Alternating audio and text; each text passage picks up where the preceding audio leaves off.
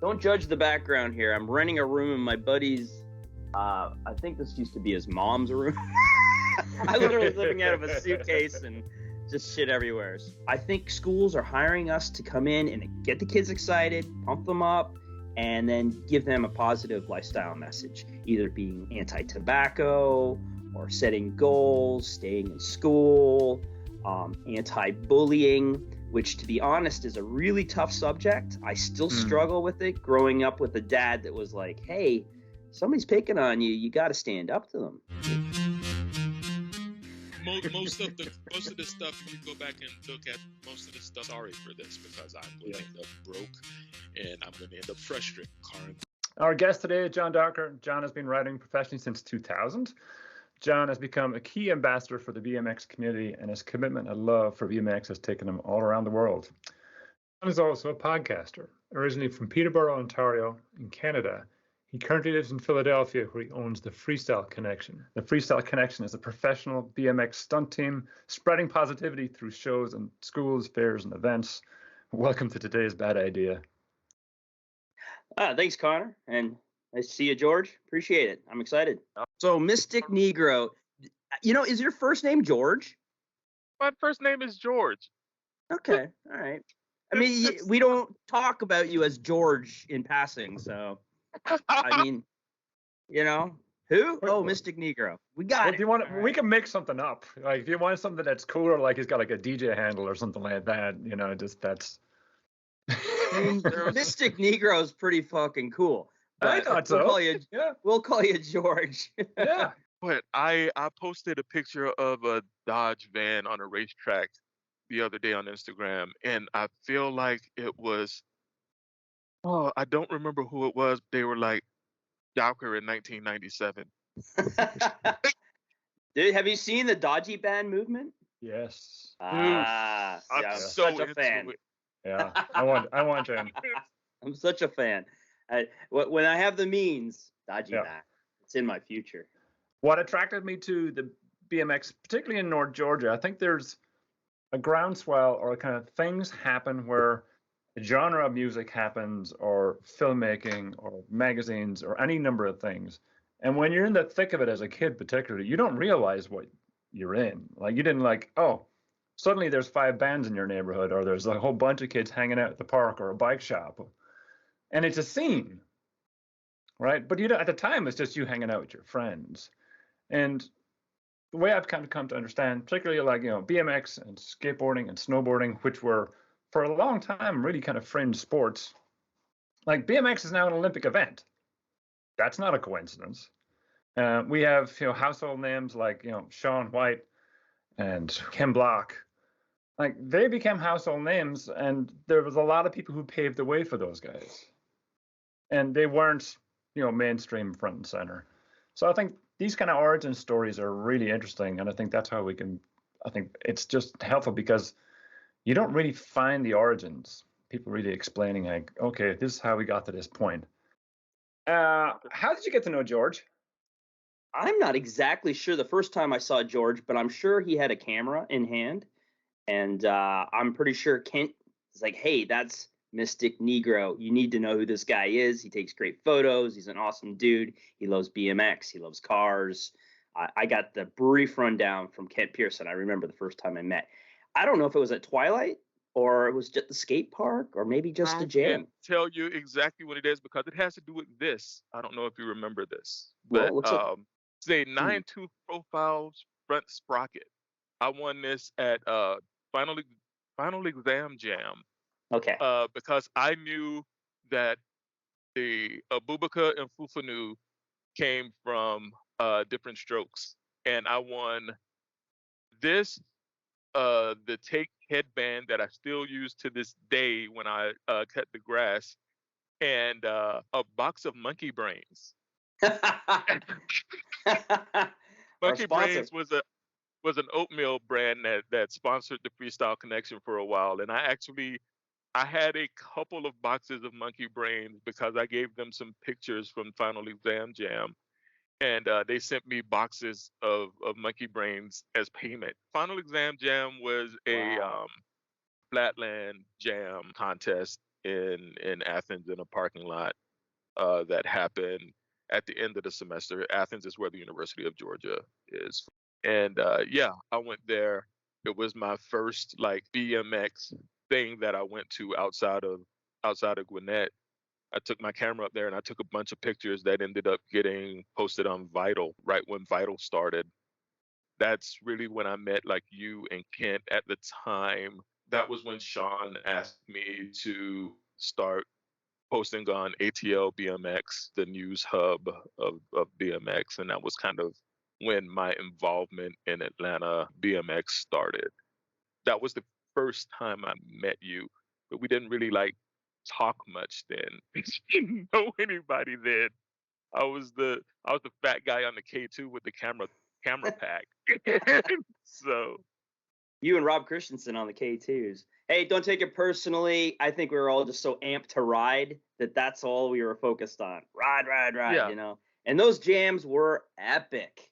They truly were. And if you look at photographs, probably that you took, there was tons of people that showed up at that event. I think in part because the scene was so strong at that time, and also because it was winter, you know, final exam jams, the middle of the semesters. You had all these people from up north coming down just to ride. Yeah, and it was interesting to me because Flatland, as underground as BMX is, Flatland was always more underground. But Athens had like this huge flat scene. Mm-hmm. And I mean, there were a couple guys who were coming out of SPOA, like Skyle and All right. you know, Rob. I mean, Josh Christensen. Ponser was great. Yeah, well, Rob would come to Athens to ride. Yeah. Right, and even like Jim Solinsky lived there for a while, and he's, you know, a street legend, park legend. But Athens was so flat focused. It was actually kind of wild. Like outside of Japan, I feel like Athens had the biggest flatland focused scene, and I never really knew how that happened. Just that it did. What do you think was in the water back then? Well, to summarize, we had Jody Temple, who was a local, and I've done a podcast on him if anyone's interested, who was out of Hartwell, Georgia, and then Kent Pearson's from Royston. And then there's also a fellow named Mark Bell, who was amazing, as good as any pro in California, who actually was from Athens. Being Kent and Jody from these surrounding towns of Athens, obviously they were attracted to a college town. And that kind of created a scene, those guys getting together.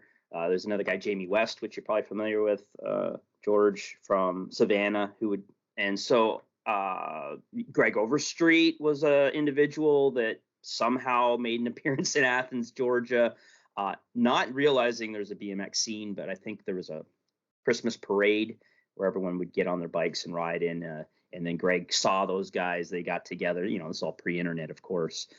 Pretend for a moment you and I could teleport back to Peterborough, Ontario, early 80s. What was going on back then? What were you and your friends watching on TV? What music were you listening to? What magazines? Like, what were you guys into?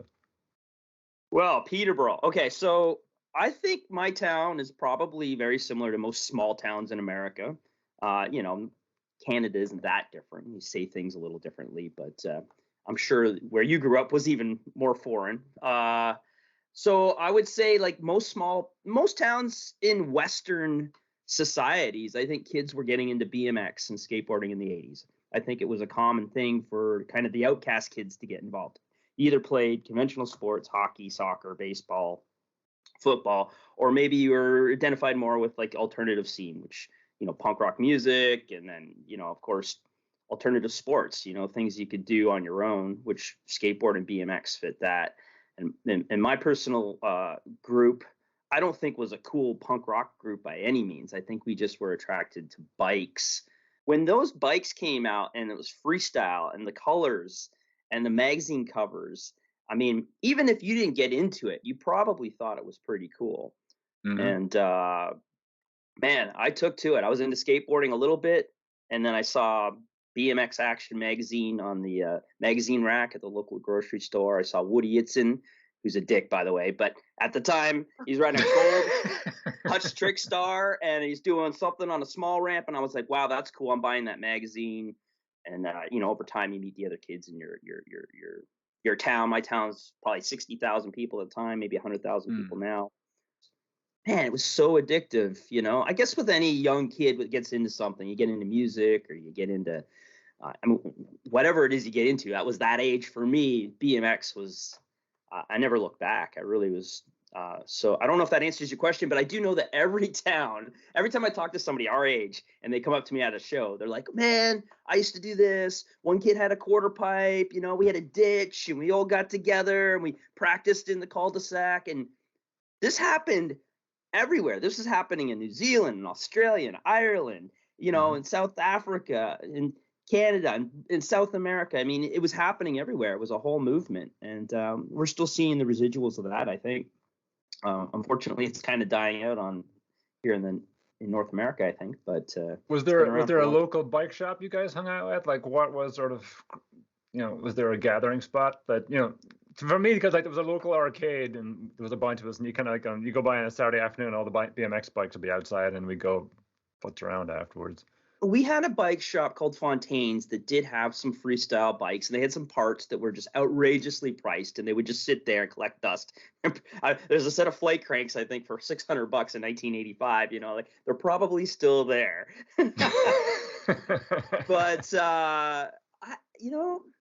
so I can remember getting into it, and I probably had a Sears special that I did layaway. Somebody had a used bike at a bike shop. And I finally got the bike and tricked it out a little bit. And we went to the south side of town, and there's a ditch. And I can remember going to this ditch, and there's probably 30 guys riding in and out of this ditch. And guys are doing 360s, and they're doing like candy bars and like, legit BMX. And it was just, that memory is in my head. It'll be permanently etched on my deathbed. The last few minutes of my life, I'll probably go over that minute. Like, man, that was one of the coolest things I ever experienced, Were there good spots at SSFC, or was that just a bust? SSFC. What's that? Fleming, SFFC, Sir Francis Fleming College. Oh, Sir Sanford Fleming. Wow. You guys have looked at a profile somewhere. No, because I briefly dated a girl from Peterborough when I was in college. What? Get out of here. I have only been to two places in Canada, two cities in Canada. Toronto and Peterborough. I'm sorry about that. I have been to SFFC and Peterborough. For those of you who've never been there, there are two main industries in Peterborough. There's a retirement home and there's a college. Well, that's about it. So the average age of Peterborough is about 30 because everybody is either like old or 20 young or 80. So like it's kind of like the on ramp and off ramp for life. Yes. There's a pub at Sir Sanford Fleming. You probably have pubs everywhere in Ireland, but that's kind of a rare. We don't do that anymore. Oh, you don't? Well, we went to the pub more than we went to class. Let's just say. So I didn't do. That's the first place I had poutine. Oh. Yeah, poutine is the official food of Canada. It is curds. Yep. Gravy and cheese curd covered fries, which Yep. I had never heard of, being a boy from Alabama. Not a lot of that going on in Alabama. No. Good food in Alabama. A lot better food in Alabama than in Ontario. That's crazy that you've been to Peterborough and dated a girl from Peterborough. What was her name? Maybe I dated her. It's not a big town. Cesspool. It is not a big town. Oh Lord, I know a few Tammys. Tammy Johnson, Tammy Bar. Oh, these people might hear this podcast, so I'll keep it down. That's crazy. That is crazy. How did you meet her? Internet, because I'm a nerd. It just kind of happened, and then we, met a couple times and ended up going up. I met her family. She's she's First Nation, so it was just kind of an interesting thing. Oh yeah. And it is interesting that we have way more Native people in that area than you ever see in the States, unless you go, to a reservation. Obviously, you see tons there, but I that's a big observation I had moving to the South. Yeah. Do you encounter anybody on BMX? First Nation folks? Oh yeah, in Canada, there's several. Yeah. Yeah, absolutely. A lot of guys out of Winnipeg for sure. From the outside looking in, turning pro looks like the coolest thing in the world. What's the reality of that? Like, is it, you want to do it? Yes. I'm curious. One, what kind of opportunities you've had around that? What does it mean to kind of turn pro today? And the next part of my question would be, how did your family respond even when you were like, yeah, I think I want to do this for the rest of my life, or at least a good chunk of it? As far as being a pro BMXer, I think that's kind of a confusing, difficult question to answer, especially when it comes to flatland, because I don't know if I would consider myself a pro in the sense that I would go and enter a pro contest. I'm not saying I haven't. I think when I was in my prime, I was still not good enough. I'm a better rider today at 50 than I was at 25, but only because I was playing catch up since I moved to Athens. Really helped my riding tremendously, riding with great riders. And so it's not like in skateboarding you get a profession. You basically become pro when you get a skateboard deck, right? In BMX, it's all about competing in the contest, and a lot of those contests were open. So you'd be like, I'm like Ice. Remember Ice Money?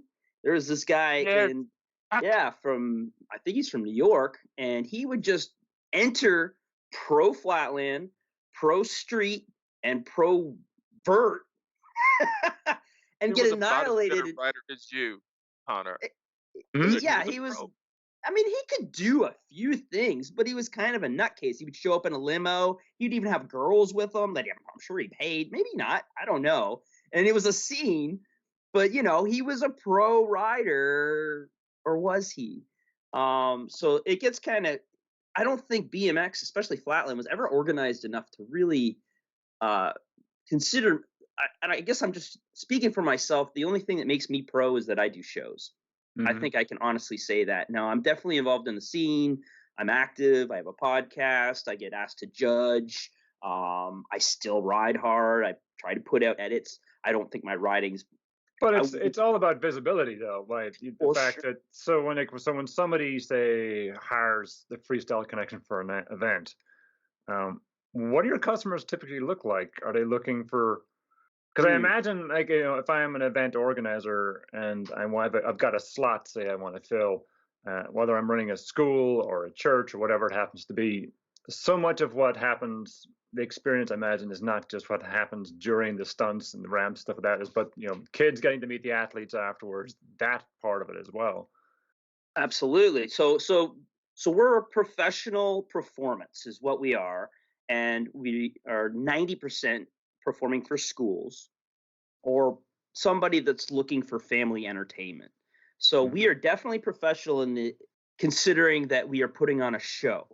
And I would say that that's where I shine. I have front and rear brakes on my bike. I can go out there and pull off several tricks on a less than ideal surface, whereas you get a professional rider out there, he's going to want an immaculate surface, but he's going to be riding brakeless and doing ridiculously hard things. So, I think schools are hiring us to come in and get the kids excited, pump them up, and then give them a positive lifestyle message, either being anti-tobacco or setting goals, staying in school, anti-bullying, which, to be honest, is a really tough subject. I still struggle with it, growing up with a dad that was like, hey, somebody's picking on you. You got to stand up to them. You punch them in the nose. And that is not the answer they're looking for at a school.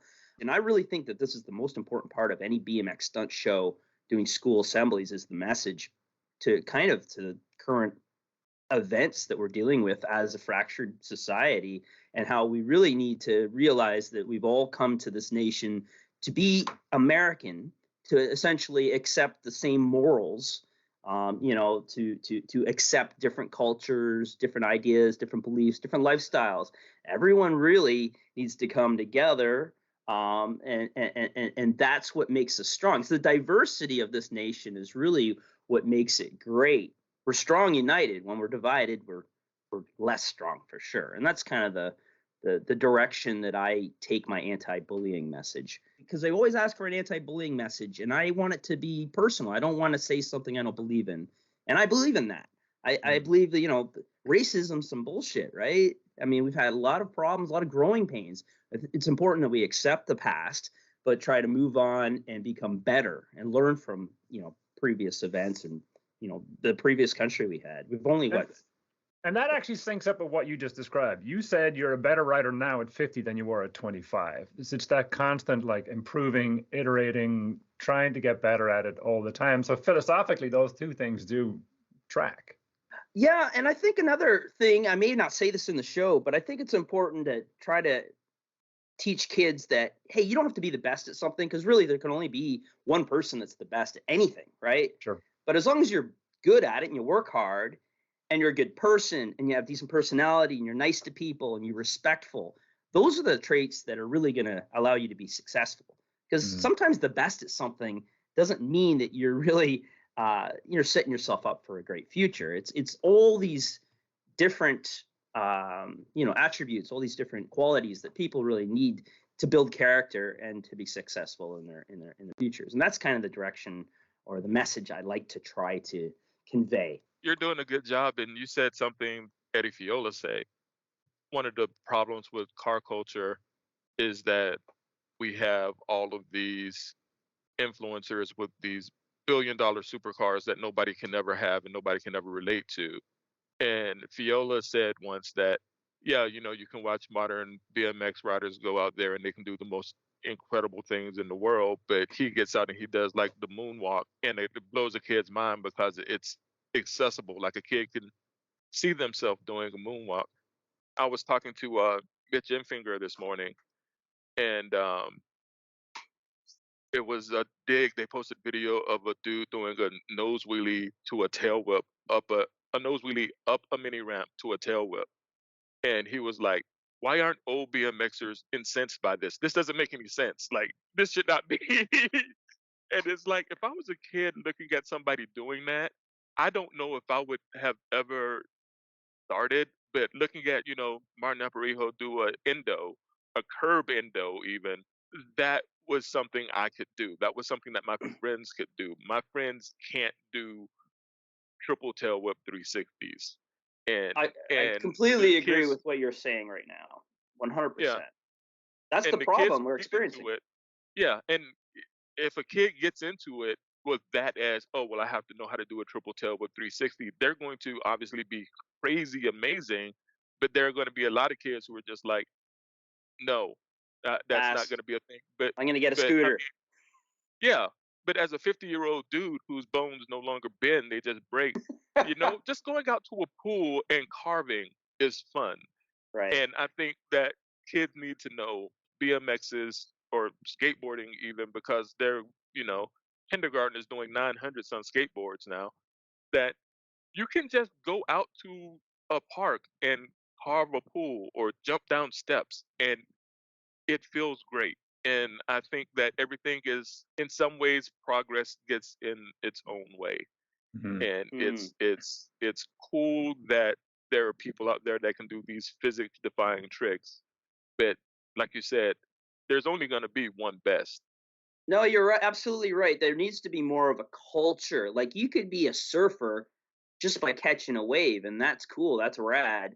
And I think that's why street came on the scene, because you learn a bunny hop, you learn a feeble grind, you learn a feeble 180. You're a street rider. You can do it on a little ledge, and it's cool. Whereas flatland, all of a sudden everything's hopping, then scuffing, then rolling, and now it's pivoting. I mean, it takes years for guys to get to that level. I've been riding for ages, and I can't do many pivot tricks. Like, it's difficult. And to attract young people, we need to make it fun again. I don't know if it's with the culture. Like, we used to have a video magazine, we used to have magazines. Now it's just Instagram, and you follow your heroes. Your heroes are got 60 seconds, 90 seconds max, I think. We have technical difficulties. Oh, there you are. Hang on, he's moving. Hey, okay. I took the hat off. Maybe that helped. You're blocking the signal. All right, I'm back. I think you're right, because you're only going to find who you're going to find on there. You're not necessarily going to be exposed to new people. And both you guys rode some BMX when you're younger, even Connor, right? And you probably did it because your friends did it, right? was a fun thing Yeah. to get together and jump your bikes off curbs. No, Absolutely. And I think I've spent my career being a designer. Oh. It was dirt bikes, surf magazines, BMX magazines, the colors, the cultures, the design, all that type. That's what kind of drew me into that world, was all the magazines to go with that. And then later, auto racing, motor racing and stuff like that was really a factor in that as well. So, but like, your reference earlier on to, like, I had a quarter pipe. We had a ditch that we, a bunch of us would hang out. There was always the lie about, this kid in your school, because no one had internet, made that jump and cleared it. And then you're like, yeah, I'll try it. And unfortunately, the athlete that was living in my brain is not the one that actually lives in my body. And those things never quite matched. Did you surf in Ireland? No, I never got to. I'm not the most athletic of humans. Sometimes the sport gets so difficult, and how do you get young people to get involved? I even think about my dad. Loved hockey, fanatic, played until he died. He's 74, I guess. Mm-hmm. But when he was a kid, there was 6 hockey teams. They knew every player on every team. It was exciting, when they watched TV, everybody would watch the hockey game. It was like, I feel like his introduction to hockey was a lot like my introduction to BMX, and that makes sense to me. Because was he disappointed that you didn't skate more than you played? Terribly disappointed. And he had me playing all my entire youth for sure, and I was just, I just want to go ride a bike. Plus, he married a midget of a woman. My mom's 4'11", so I would have been the smallest guy to ever make the NHL by a long shot. So I didn't stand a chance. Yeah, I'm 6'4", so gravity's not really my friend. So. Oh wow. Yeah, there's a picture of me, Connor, and his son, and it's like Connor looks like our dad. Which is, I'm 6'3", and it's just like, oh, well, here's a person who's taller than me. It's like going to my family reunion because I'm short for my family. John, was there a moment where you decided, yes, BMX is the thing I want to do for the rest of my life? I think what was interesting just to hear you talk about, the anti-bullying and stuff like that you saw that as a way, BMX maybe as a way to get that message out. It's something you feel strongly about. But can you recall the moment where you decided, you know what, this BMX thing, I want to do this till the end? Man, I used to think the same thing about breakdancing. I'm like, I'm going to dance. I just want to dance. I never was a good breakdancer, but I just thought, man, I'm going to breakdance for life. But then I found BMX, and I think what my dad was, even though I didn't play hockey, he was always an inspiration because he always played soccer, always played hockey, literally to the day he died. And I thought, well, if he can do that, I could probably do something. And BMX was not something I ever, and I still feel strongly that I don't ever want to quit. I mean, I see guys like, Martin Aparejo, he's 60 now. He's 10 years older than me, and he's still out there having a good time, progressing. So as long as he keeps doing it, I have no excuse. I know I always got 10 years anyway. The question was, when did I realize that?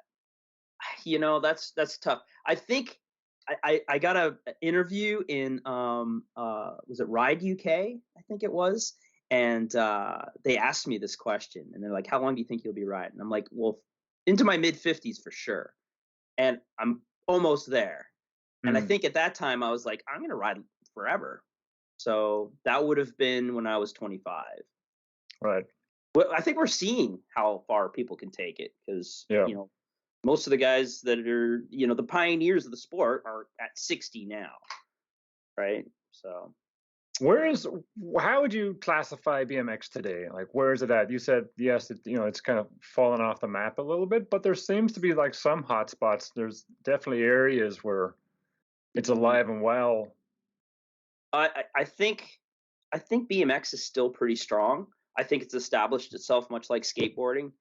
Gen Xers are always going to identify with it. That's for sure. If you go to a skate park, you still see kids out there.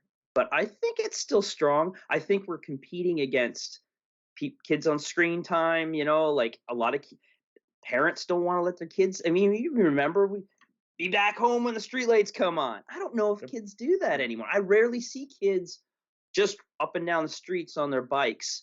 But I don't think it's the same as it was when maybe 30 years ago, 35 years ago, when kids were on their bikes just because that's how they got around. I think now it's more like we're going to the skate park.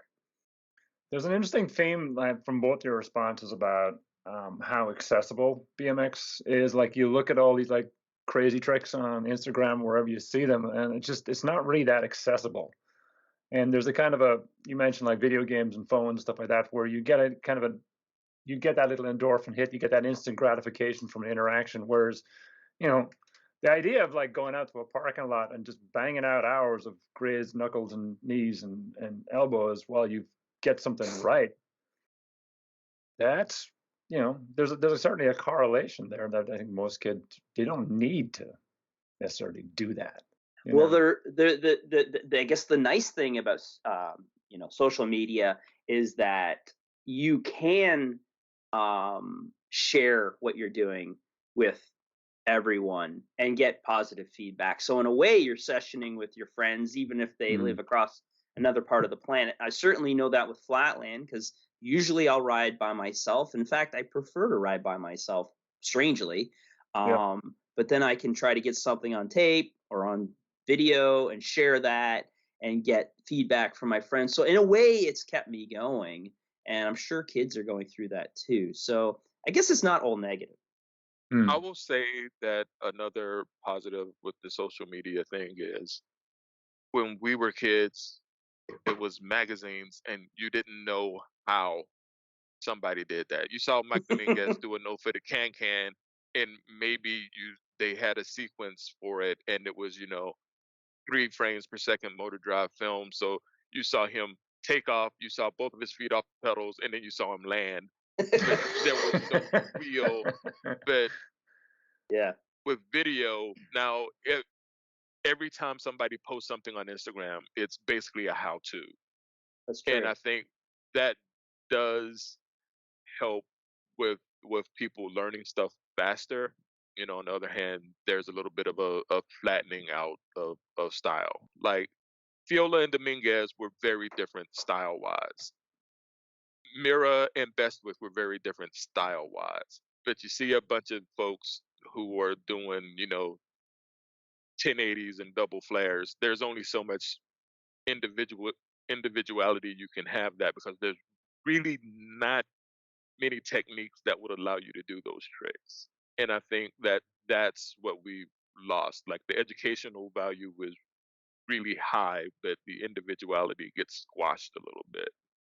I just judged a flatland contest taking place in Australia. It was about 10 riders. And I would say about 7 or 8 of them were amazing, but they were all doing the same switches, and it was all dub influenced. The French Canadian rider that's Right. all those back wheel pivots, which are not easy. Trust me, I've tried them too.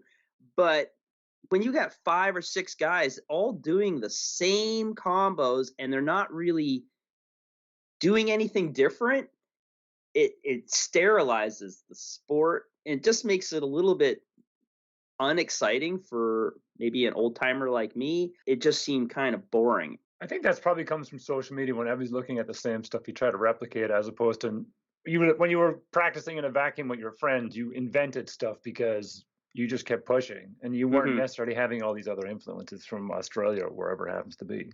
And I pointed this out 10, 15 years ago, called it the box jumpification of BMX. Like you could watch a dirt competition, a vert competition, a park competition, and people riding street, and they would all do the exact same tricks. It was just, you would do it on a vert ramp, you would do it on a box ramp, you would do it across a set of doubles, you would do it down a stair set. Jay Mirren was really the last guy who rode flat and vert, and then that just became impossible. But now you don't see anybody who really is a just rides freestyle. I thought that one of the best things that could be done is if if the X Games had like an overall championship. And I think it would be cool. And you have to compete in all of the stuff, because that was back in the day. Like Woody Itzen, who I just found out was a dick. Thanks for killing one of my childhood heroes. Yeah, well, hey, I was disappointed too. Let me tell you.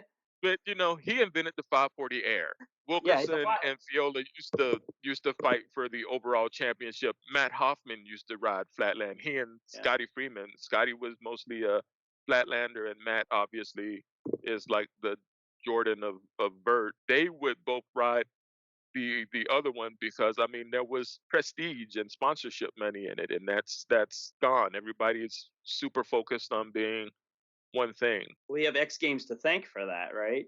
They eliminated Flatland. Now they've eliminated. Oh, you're gone, George. I had a good point to make. Well, all I was going to say is that X Games, obviously when X Games came in, it was money. And, if you remember, a lot of people were suspect. And they eliminated Flatland. Now they've eliminated vert. They're making the sport what they want, depending on who's watching. It's all about viewership. So now we've got like Mega Ramp, Ryan Williams, right? Which is amazing. It's entertaining. You have to give them credit for that. But I see Mega Ramp as being ski jumping, or high dive. The guys that do the flips and shit into the pool. It's acrobatics. So I don't know, like that. We get an overall. Nobody's gonna compete in that. And then Flatland. They would be pretty awesome if they did. There was one year where they got rid of all vert, because it was because Travis Pastrana wanted to go rally racing. They got rid of BMX and skate vert. Rally racing. How is rally racing extreme sports? Like, I guess it is. Yeah, and look, I love. I like rally racing. I love it, but is it extreme? But yeah. All right. I guess George, it's a good or bad thing. George, when you're out of focus, oh, he's gone again. George, you're ruining our podcast. I'm ruining my own podcast, right? Yeah. All right, the George, it's the part you hate. You get to guess John's first car. So John, the way this works is you give him 3 guesses. He can take a shot at it. You can either give him a solid clue or you can sort of throw him off the scent. So, George, you take a swing at what you think his first car was. Problem is he's Canadian and they had cars there that we didn't get here, which makes it much more difficult because he can have a car whose name Can we give him a basic tip or a hint? Yeah. When we get his picture back, but the hint I'm going to give you, George. The hint I'm going to give you, George, is that it's a vehicle that was available in the United States. Okay. It might even be an American-made vehicle. That's a huge hint. Ooh. Okay. Oh, it wasn't a dajiban. No. Actually, I don't know if it was American-made. I had an American badge. How's that? I'm giving way too many hints. Yeah, I knew a girl in Canada, and she drove a Chevy Citation Wagon. That was her thing. Yeah, was the Citation even available in the States? Yeah. Yeah. Okay. We had it. But I'm gonna go and I'm gonna guess, since you're saying you had a Cavalier. That's a good guess, but that is incorrect. Cavalier isn't one of them. Are you thinking the Z24 or the Z24? I would think D24 because we pronounce things in a way that makes sense. Yeah, but this is in Canada. This is in Canada. Z24. So you would have said Z24. Oh Lord. Are we going with the first car I bought or the first car that actually got legally on the road? Because there's 2 different answers. The first car I bought, I wrecked before I legally got it on the road. Meaning I was driving it, I just wasn't driving it legally. Are we going to specify which vehicle? If I get either one of them, I will be happy. Ford Escort. That is very close. The only reason I say that is because the car I learned to drive on was a Ford Escort, and it was actually an American one because my little 4-speed Escort. Drive on an Escort, but that was not your first. So that doesn't count. But that's a good guess. You got to get some points for that, right? I get so close on one more. all the time. Yeah. My last guess is I'm trying to think of something. Why not? Any of it. Dodge Omni. Dang! God damn! You got it! Dodge Wow. Omni. I bought a Dodge Omni for $200 off of a classmate. Had a racing stripe and chrome rims, and I took a buddy and we drove around a parking lot and hit the curb and fucking destroyed, bent the control arm. All the hell, man! So I never did get that one on the road. 78 Dodge Omni. Well done. Omni. There we go. Yeah. All right. How Video. did you earn the nickname the Duke? Oh, okay. So when I moved to Ann Arbor, Michigan, my dad moved there long before I did. I moved there, and he wanted me to play hockey with him, of course.